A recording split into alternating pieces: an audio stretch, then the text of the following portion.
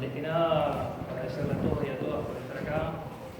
Creo que cuando uno termina un trabajo, como buen hijo de familia trabajadora, lo único que tiene que hacer es agradecer.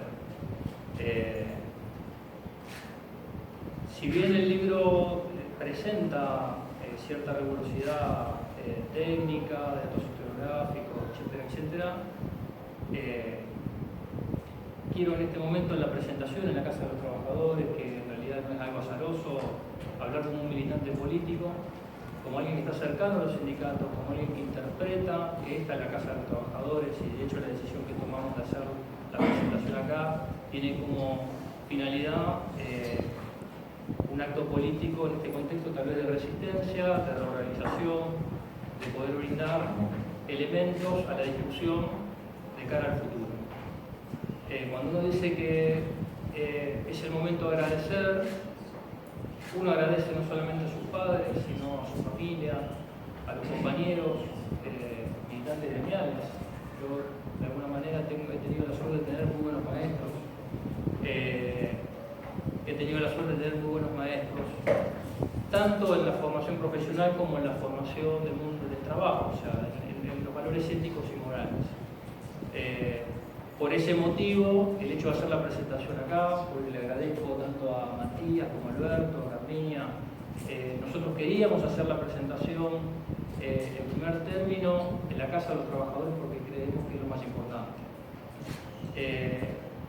Bueno, y obviamente gracias a todos los que se acercaron acá, de alguna manera, en esta suerte de presentación o acto asambleario, en el lugar donde hoy por hoy, en otro momento de la historia, los años han discutido de qué manera llevar la lucha o de alguna manera reorganizarse en los términos de la agenda o los distintos problemas que pueden llegar a afectar a los trabajadores.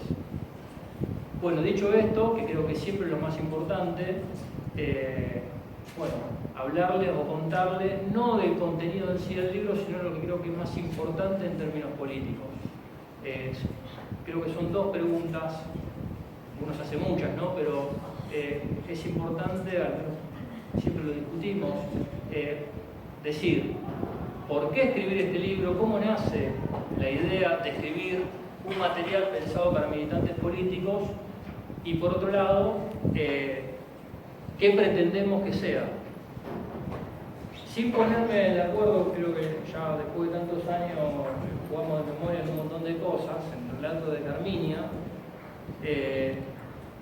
y lo traje justamente porque es lo que nosotros tenemos que discutir, o al menos pretendemos, o creemos que hay que discutir. O sea, no creemos en el pensamiento único, sabemos que en la confrontación de ideas y de proyectos políticos hay enfrentamientos. Uno toma una posición, yo la tomo en el libro, mis compañeros que escriben el artículo sobre actualidad en el libro la asumen también, acá no hay perspectiva ni doble discurso, o sea, nosotros nos hemos posicionado siempre en el mismo lugar. Nos ha ido bien en alguna circunstancia, en circunstancia que nos ha ido mal, asumimos el rol que tenemos y pensamos autocríticamente lo que haya que pensar autocríticamente y en los aciertos que hemos tenido trabajar y fortalecer fuertemente lo que creemos que es correcto. Cuando digo que jugamos de memoria, voy a hacer, yo fui a mi biblioteca y traje este libro, lo levanto, se llama Domando el elefante blanco, está escrito por Rodríguez Larreta y Mario Quintana, representantes de los gobiernos, uno está en el gobierno nacional actualmente y el otro bueno, en la ciudad autónoma de Buenos Aires, y dentro del equipo técnico obviamente está María Eugenia Vidal, que es parte gobernadora de la ciudad, de la provincia de Buenos Aires. Yo recuerdo esto que comentaba Carmiña, allá por los años 90, año 99, yo entré a trabajar el 21 de julio del 99 al CES. En esto que comentaba Carmiña, de que un grupo de nosotros, que éramos un poco más jovencitos, automáticamente nos sentimos reflejados por el planteo que hacían nuestros delegados y la necesidad de la defensa del sistema público. Tal marca fuego muchos de nosotros hemos tenido con respecto a ese tema, que yo tengo guardado en mi mente, marcado en el cuerpo, en la piel, que el día 23 de haber entrado a trabajar con un contrato de locación de servicio, modalidad que de alguna manera intentaba sustituir con cierta mano de obra calificada, a la cual llamaban, quienes plantearon la segunda reforma del Estado a los compañeros más viejos, con mayor antigüedad. Yo recuerdo que el día 23 muchos de nosotros, independientemente, inconscientemente tal vez, o tal vez con la conciencia suficiente como para ser actores, protagonistas de esa historia, nos sumamos a las luchas en la cual había dirigentes como Carminia, María Inés en Buenos Aires, Nelvis y otros compañeros que de alguna manera nos entusiasmaron a participar políticamente y a defender lo que creíamos que era justo. Creo que al día 23 participamos de la primera medida de fuerza, sin temor a que tal vez nos quitaran esa posibilidad del contrato. Yo creo que estaba relacionado, al menos lo que a mí en términos emotivos me recordaba, era ver a mi papá, empleado del Correo Estatal de muchos años, sin apenas cumplir 50 años, siendo padre de 6 hijos, verlo sentado en la cama de su habitación, al borde del llanto, temiendo quedar sin empleo en ese contexto. Yo creo que a partir de ese momento, esa huella en un militante político, que no tiene que ver con la lucidez o no, con la capacidad, que tal vez es un plus, que tiene que ver con la formación profesional, pero creo que sin esto que estoy mencionando, que es estar consustanciado con la causa de los más débiles, estar consustanciado con un proyecto político inclusivo, es lo que hace ese acto de inconsciencia por el cual muchos de nosotros decidimos ser militantes políticos.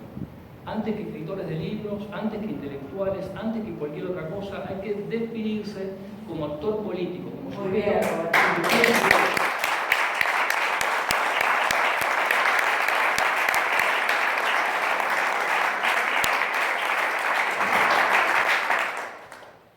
El libro, si bien tiene datos e información técnica, de hecho costó sacarlo porque nosotros, ¿qué pensamos? Y cuando digo nosotros, es porque tal vez yo fui la pluma, pero durante todos estos años, y desde aquella época donde Carmiña nos hablaba de este libro, que era el proyecto que había que combatir, teníamos que tener claro quién era nuestro enemigo, teníamos que saber cómo pensaba. Nosotros empezamos a trabajar en términos políticos sobre este tipo de ideas para construir nuestro proyecto político.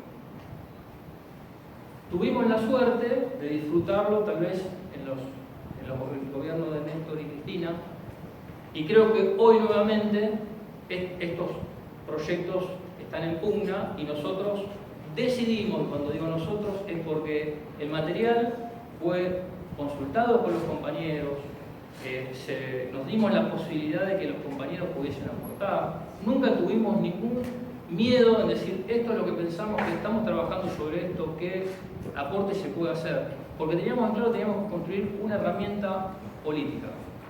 El libro es eso, intenta de alguna manera reflejar una identidad política, reflejar de dónde estamos parados en términos ideológicos, políticos y culturales, y de alguna manera brindar incluso y decir, los trabajadores también pensamos, escribimos y tenemos posibilidades de tener un proyecto. Cuando Matías recién hablaba del programa Tiempo Nuevo, hay un video que me parece muy interesante con acá Fabricio y algunos compañeros con los que nosotros nos dedicamos a trabajar y a construir lo que se llama la educación no formal, que acá no le dan mucha bolilla, pero que nosotros tenemos un fuerte compromiso, no solamente con el movimiento obrero, sino con las organizaciones sociales, en trabajar, son 5, son 5, son 10, son 10. Acá no importa la cantidad, importa la calidad humana y la cuestión política.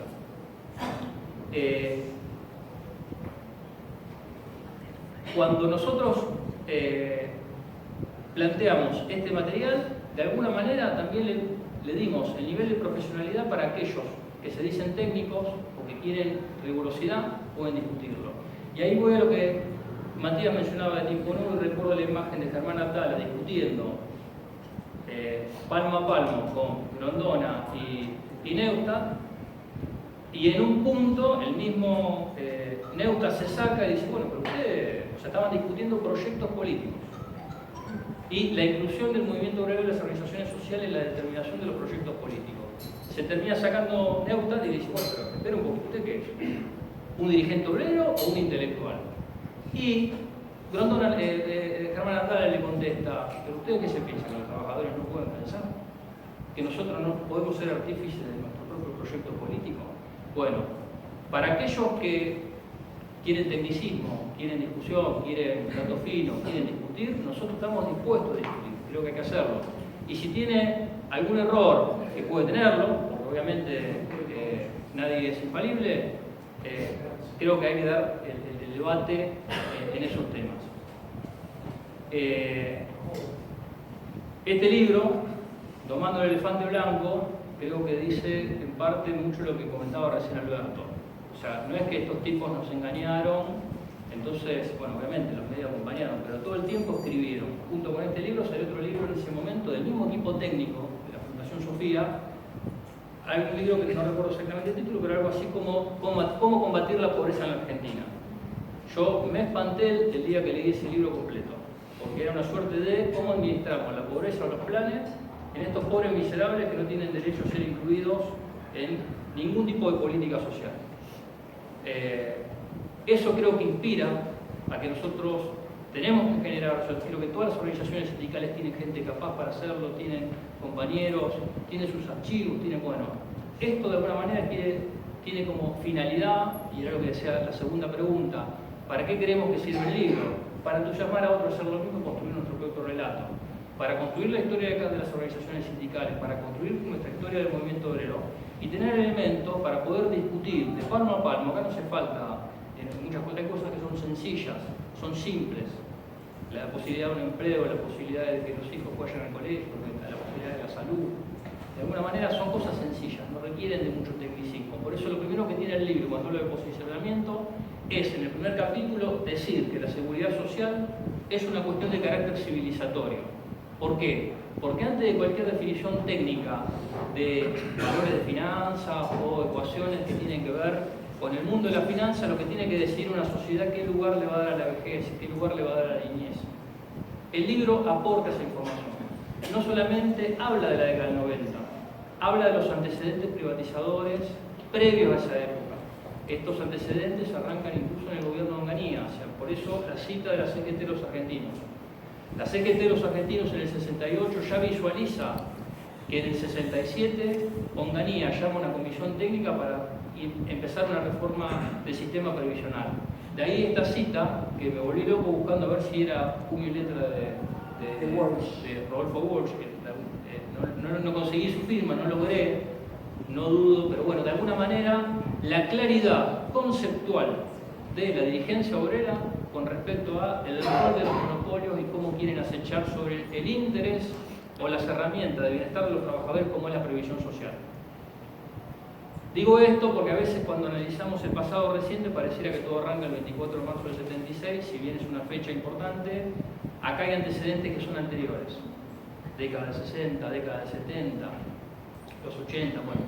El libro de alguna manera trata de historizar, buscar antecedentes, siempre relacionando el sistema de previsión social al mundo del trabajo y el rol de los trabajadores. El libro fue terminado de alguna manera en lo que fue el proceso de nacionalización. Cuando nosotros terminamos estos borradores que fueron construidos en todo un proceso político que arrancó hacia fines de los 90, cuando estábamos sentados en asamblea, donde empezamos a decir, bueno, tenemos que buscar, tenemos que poder hacer visible esto que está sucediendo. O sea, recordamos incluso compañeros, 5 o 6 tipos parados en la Patronal Córdoba queriendo explicar lo importante que era el sistema de previsión social y juntando firmas, una locura. O sea, un acto de necedad total, de decir, bueno, o sea, nosotros elegimos esto, 5 o 6 personas un día sábado a la mañana, un domingo a la tarde ir a un lugar y tratar de juntar firmas que ni siquiera, tal vez era un acto de voluntad total. Pero bueno, la historia demostró en el 2008 que la nacionalización del sistema tuvo que ver con una decisión política del gobierno nacional y un acompañamiento de una parte de la dirigencia política, que no fue toda, una importante participación del movimiento obrero y de las organizaciones sociales. Eso hay que tenerlo en claro. Y esto que se dice como rápidamente, creo que también hay que ver quiénes son los actores. Y creo que en esto que dicen los compañeros, por eso nosotros elegimos hacer la presentación acá, cuando uno va viendo la película pedacito y ve la parte más o menos completa, dice, bueno, a ver, cuando tenemos que elegir dónde nos paramos, y nosotros nos paramos al lado de la coherencia.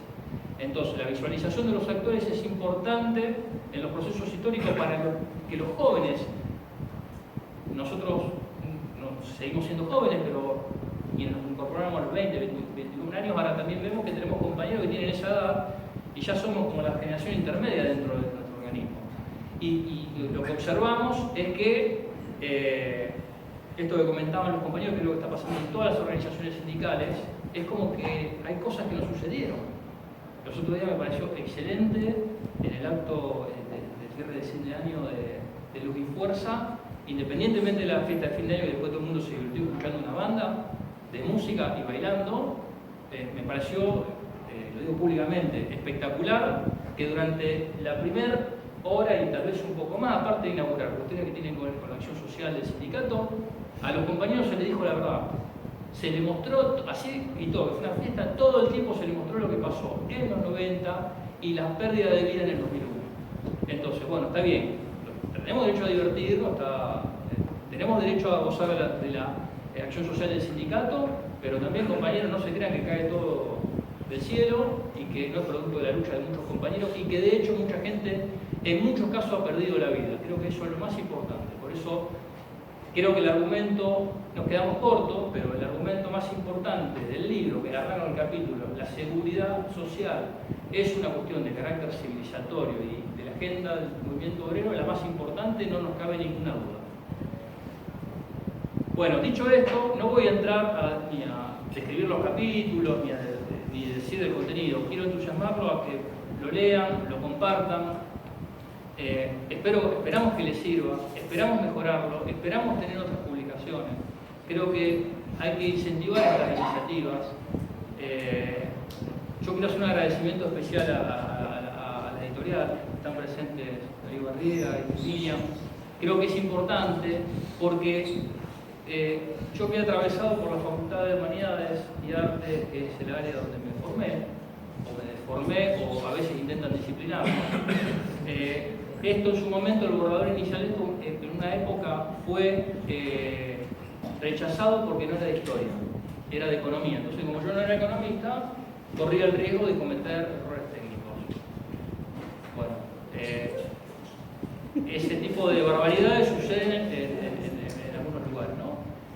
Nosotros tenemos insistencia, somos necios, creemos en el relato de los compañeros, por eso incluso tiene relatos en algunos casos. Tal vez nos hubiese gustado, no tuvimos ni el tiempo, pero tal vez nos hubiese gustado recopilar más los relatos de los trabajadores antiguos, incluso los que se han jubilado en el último tiempo. Y yo voy a dar un solo dato, que es importante porque observamos que aparte de todo lo que está sucediendo con el Fondo de Garantía de Sustentabilidad acá, que es gravísimo, también vemos un mecanismo y un intento de reforma del Estado a través de la expulsión de trabajadores, al menos en nuestro organismo, donde hay 16.000 trabajadores que en el proceso de nacionalización el gobierno nacional le dio garantía de empleo a todas esas personas en todos los organismos estatales, incluido ANSES. Está hoy por hoy, que se corre el rumor de que alrededor de 3.000 trabajadores estarían como sobrando.